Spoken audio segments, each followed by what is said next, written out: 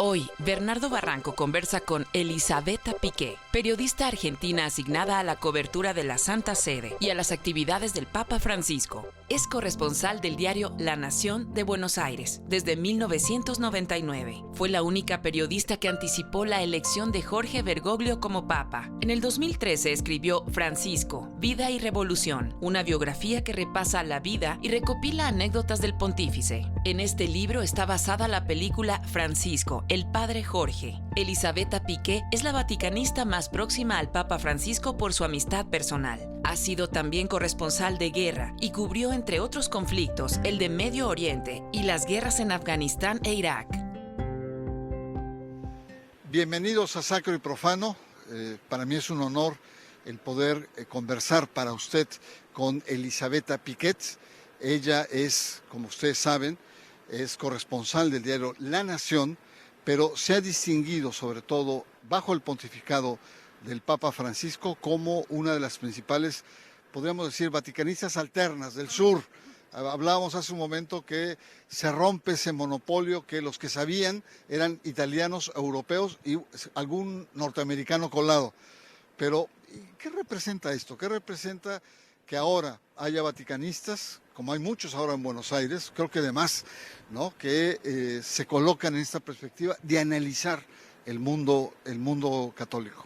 No, creo que, como conversábamos antes, la elección de alguien como Francisco aquí en el Vaticano ha representado una ruptura del status quo absoluta. Desde el momento que el Papa salió a ese balcón y dijo Buonasera, eso demostró que empezaba lo que yo llamo una revolución. Ese Buonasera, antes ningún Papa se hubiera presentado así al ser electo, se hubiera presentado con una frase en latín. El Papa en esa noche ya demostró, llamándose obispo de Roma y no el Papa pontífice máximo, que esto iba a ser distinto. Lo demostró también cuando, antes de dar la bendición, él pide al pueblo que lo bendiga rezando a Dios. Es decir, mirando este balcón en este momento, pero también estando en esta plaza, el Papa también decidió que no quería vivir allá en el tercer piso del Palacio Apostólico, está en Santa Marta, no quiere, bueno, no voy a decir las cosas que ya sabemos, que él viaja en una normal Ford Focus, que tiene trata de tener el mismo estilo de vida que tenía siendo arzobispo de Buenos Aires. Y antes me decías, ¿quién es el Papa Francisco? Es una persona muy coherente, porque también cuando él llega a ser cardenal arzobispo de Buenos Aires en 1998, él también dijo, no quiero vivir en la residencia destinada al arzobispo de Buenos Aires, que destinó para que hubiera retiros espirituales, y vivía, y yo tengo el privilegio de haberlo conocido, en un cuartito de la Curia, en la Plaza de Mayo. También ahí tenía a disposición un auto con chofer. Por favor, yo auto con chofer no, y viajaba en colectivo. Es decir, el Papa Jorge Bergoglio no es que fue electo Papa, se puso el nombre Francisco y de repente dijo, bueno, Francisco por el santo de Asís, el santo de los pobres, y dijo, bueno, ahora quiero la iglesia pobre para los pobres. No, el Papa es un hombre que desde que elige ser cura, quiere ser un pastor con sus ovejas, y que entonces esta coherencia la estamos viendo también en este pontificado. Ahora, se dice mucho que Mario Bergoglio era Mario Bergoglio en Buenos Aires y Francisco en Roma, que hay una diferencia notable, que casi como si su personalidad se hubiera partido, como si estuviera como escenificando lo que le convenía a la iglesia, un personaje de apertura, un personaje de opción por los pobres, anticorrupción, etcétera. Bueno, pero en tu trabajo lo que planteas es que esto no es cierto, es una continuidad. Por supuesto, si a ti te eligen Papa y de repente estás ahí y ves masas de gente, porque has visto, todos los domingos aquí para el Ángelus hay 50.000 personas, por supuesto hay un cambio. Él es un jesuita, además cree que si está ahí es porque Dios lo ha elegido, y hay también un significado para los creyentes de un espíritu que quiere que él esté ahí. Entonces, por supuesto, antes era un arzobispo de Buenos Aires totalmente desconocido, y justamente porque era totalmente desconocido, hay muchos que dicen, bueno, pero ahora cambió, ahora es radical.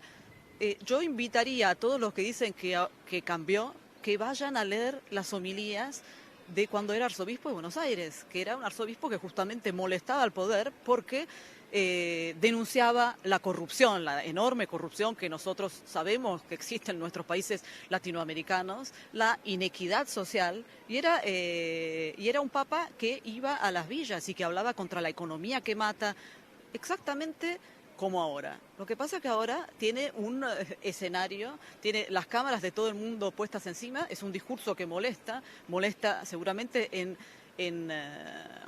los palacios del poder, en los establishment, que haya un hombre que diga, bueno, la trata de personas, la enorme injusticia social, las enormes diferencias entre ricos y pobres, la esclavitud moderna, el tráfico de armas, las guerras. El Papa siempre lo dice, las guerras. ¿Por qué hay guerras? Porque hay un comercio de armas detrás, y lo dice con esta claridad, que es un discurso molesto, molesto. Incómodo. Vamos a hacer una pausa. Está usted viendo, estamos conversando con Elisabetta Piquet, corresponsal del diario La Nación, autora sobre todo de un libro que narra la biografía, probablemente la biografía más cercana a el Papa Francisco, una persona que goza de la cercanía del Papa Francisco y que desde Roma conversamos sobre los aspectos del pontífice argentino. Así que en un momento más regresamos y le recuerdo que está usted en Sacro y Profano.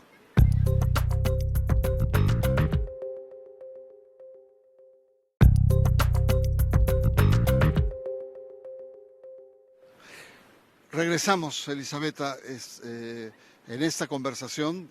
Al salir planteé que tú eras una de las biógrafas más autorizadas sobre la vida de Francisco, y efectivamente tú, a contracorriente de muchos, planteas que hay una continuidad en lo que es Mario Bergoglio a lo que es hoy Francisco, pero claro, a una escala diferente, es una escala planetaria. ¿Cómo ha caído Francisco en este mundo eurocéntrico, este mundo en donde hay una especie como de soberbia intelectual de muchos europeos y muchos italianos, no solamente secular, sino también eclesial, y que venga alguien del sur y que traiga no solamente un discurso, una narrativa diferente, sino un estado de ánimo diferente? Bueno, ha caído, para mí ha sido un tsunami. Absolutamente un tsunami. Además, este Papa tiene también el tema de que es el Papa de origen italiano, como muchísimos de los que estamos en Latinoamérica, con raíces europeas, pero con la visión latinoamericana. Este es el primer Papa que viene de una metrópolis. Ustedes en México saben lo que es una metrópolis, Buenos Aires es una metrópolis. Él vivió también y vio como en esta metrópolis se iban, donde había una enorme clase media en la Argentina, por políticas erradas, por corrupción, fueron también multiplicándose lo que se llaman las villas miserias. Él en este sentido era un papa que sin las cámaras, un arzobispo que sin las cámaras detrás era el papa que iba a las villas. Acá algunos dicen, él antes no sonreía, ahora sonreía. Quien lo seguía en las villas, ahí sonreía, porque estaba con quienes él quería estar. Entonces tiene una visión de la iglesia totalmente distinta, una visión de lo que son los problemas de la gente totalmente distintos. Este es un papa que no quiere esa iglesia que está ahí para castigar y para imponer reglas, como quieren los sectores conservadores, que quieren una iglesia blanco y negro, esto se puede, esto no se puede. Este es un papa que considera que la iglesia tiene que ser vista como un hospital de campaña después de la batalla, donde hay muchos heridos en las periferias existenciales, pero en las periferias geográficas también. Y estamos en esta Plaza San Pedro, que habrás visto a la noche lo que es de pobres, indigentes, es decir, las periferias las tenemos al lado de la esquina, y pide un cambio de corazón, una conversión, pide también una iglesia justamente cercana, les pide a los obispos que no sean más obispos príncipes, obispos encerrados en sus palacios, sino obispos que sean pastores con olor a oveja, que salgan, que estén con sus ovejas. Y esto es un cambio, es decir, no está inventando nada, es una vuelta a la esencia del Evangelio. Ahora, déjame preguntarte, ¿podríamos decir que el Papa Juan Pablo II era un Papa político, con una gran presencia mediática, con una gran personalidad? Benedicto XVI, una persona de conceptos, de una sensibilidad eh, digamos, eclesial, yo diría clerical, pero llena de conceptos. Y Francisco da la impresión que es un pastor. Antes de ser un intelectual, antes de ser un político, es una persona que tiene una enorme sensibilidad porque la iglesia se acerque al otro. Pero ¿por qué esta propuesta ha tenido tantas iniciativas en contra o resistencias por parte, sobre todo, de sectores de la iglesia? Yo creo que en este punto hay que recordar que, bueno, todos los papas tienen un carisma distinto, como bien recordabas, pero todos los papas han tenido sus resistencias. Juan Pablo II la tuvo, Pablo VI antes, el pobre Benedicto XVI, una resistencia también enorme. Recuerdas que, es más, hay quienes dicen que él, más allá de sus problemas físicos, renuncia, primer papa que renuncia hace 100 años, por todas las internas que había y por todas esas resistencias que él también tenía. Sí, al final, perdón, se le veía deprimido, se le veía acabado, que no era solamente un problema de edad o de enfermedad, sino un problema se sentía rebasado. Totalmente, él siempre lo dijo, no soy un administrador. Aquí tenemos un papa que es, yo lo digo en el libro, es un animal político, es un jesuita que es totalmente espiritual, es un pastor, pero también es un animal político. Entonces lo hemos visto que, al igual que Juan Pablo II, cada uno está en una etapa del mundo distinta. Al Papa Francisco le está tocando una etapa muy difícil con el fundamentalismo. Bueno, no voy a ponerme a hablar de política internacional, pero lo que quería decir es que estamos en los tiempos de redes sociales, Twitter. Entonces la resistencia parece enorme porque es muy ruidosa, pero tampoco es tan grande. El tema es que es muy ruidosa. Esta oposición de sectores conservadores que escriben cartas, que los llaman hereje, pero creo que tiene esta oposición o resistencia, es como que tiene mucho más eco porque estamos en un mundo también en ese sentido distinto porque las redes sociales tienen su impacto.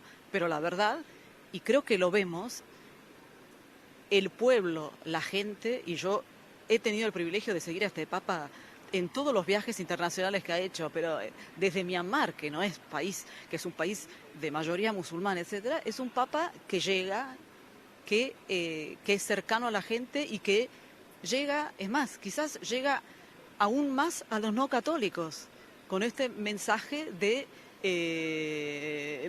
Evangelio, del amor, de la revolución copernicana que significa seguir a Cristo. Es un Papa que se lleva bien con musulmanes, con judíos, que después de 500 años logró reunirse con el patriarca de Moscú, recuerdas, en Cuba antes del viaje a México. Es un Papa que está rompiendo muchas barreras y que ese significado de pontifex, puente, lo encarna, creo que en forma muy impresionante, diría.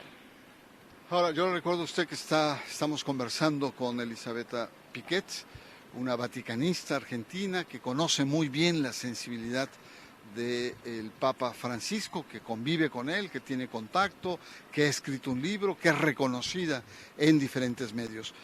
Tú estuviste en México. Sí. Y en México estuviste, país de contrastes, muchos jaloneos a la hora de su visita, y el Papa en un momento dado en catedral se pone muy crítico y demanda al episcopado que el episcopado tenga una actitud de salida, de encuentro, de no sentirse tan principesco, ¿no? De dejar esta zona de confort, de acomodo con el poder y realmente abrirse. ¿Tú cómo lo interpretaste? ¿Cómo lo interpretaron? Recuerdo muy bien, estaba en la catedral y recuerdo muy bien este discurso, que era muy largo, recuerdo, pero cuando el Papa, hay veces que los discursos él por ahí salta, los lee, pero cuando él quiere decir las cosas que quiere decir, lo leyó de pie, intercaló algunos chistes, el sentido del humor para él es fundamental, hay que tener humor, siempre suele decir, pero ¿cómo lo interpreté? Fue como una paliza terrible para una jerarquía eclesiástica, parte de jerarquía eclesiástica totalmente con una visión opuesta a la que tiene él de lo que es ser un cura, ser un pastor, ser un obispo, una jerarquía eclesiástica demasiado cercana al poder político, y alejada de lo que es la gente, las necesidades de la gente. Es decir, eso es algo que él se lo pide a los mexicanos, pero se lo pide a los chilenos, se lo pide a los argentinos, se lo está pidiendo a los italianos. Y por eso y por eso de ahí también las resistencias. A mí recuerdo una vez un obispo que todos los periodistas decimos ahora, bueno, ¿cómo estamos? Terrible, este papa no se toma de vacaciones, tenemos noticias todos los días, trabajamos todo el tiempo, y él me dice, para nosotros los obispos es mucho peor. La gente nos dice, ¿por qué usted no vive como el papa? ¿Por qué usted tiene el Mercedes? ¿Por qué usted no tiene olor a oveja como pide el papa? Entonces está haciendo también, esta oposición es interna. Es interna, porque externamente este papa es amado, se ha convertido en una autoridad moral mundial. Tenemos filas de jefes de estados que quieren ser recibidos por el papa. Bueno, no voy a mencionar su papel en diversas cuestiones de geopolítica, en el reacercamiento Cuba-Estados Unidos, que ahora, bueno, con Trump está congelado, pero bueno, también en Colombia es un papa que se arriesga a jugarse. Él desde el primer día dijo el poder es servicio. Él tiene ahora un poder espiritual y político y lo usa para tratar de hacer el bien. Ahora, se arriesga, pero luego se equivoca.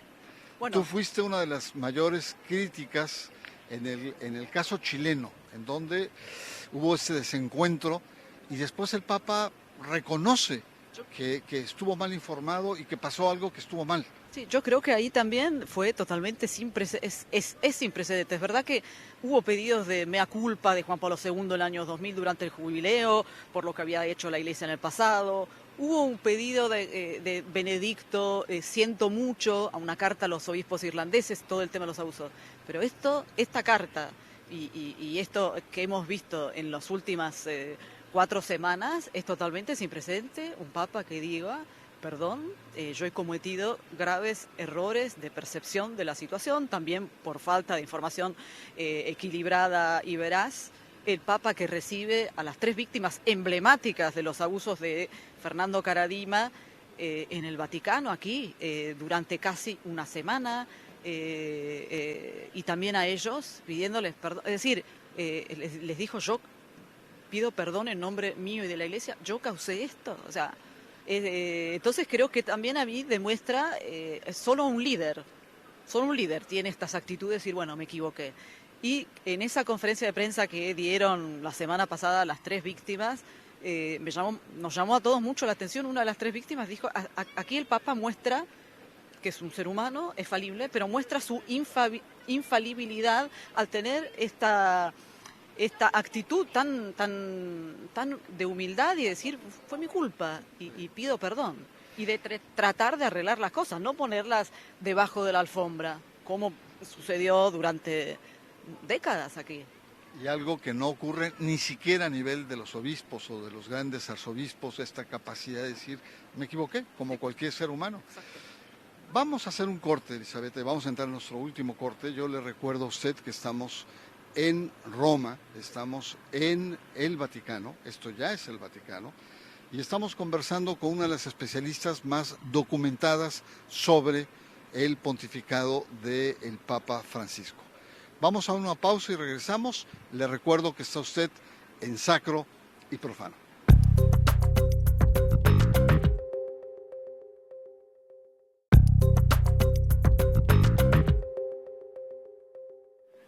Regresamos, estamos en Sacro y Profano, tenemos el privilegio de conversar con Elisabetta Piquet, una biógrafa y una vaticanista muy reconocida en América Latina y aquí también en Roma, y nos ha revelado aspectos que conocíamos poco o por lo menos intuíamos, pero no teníamos claridad sobre la vida y el pontificado del Papa Francisco. Hagamos un giro y yo te preguntaría de manera concreta, ¿cómo vive el Papa?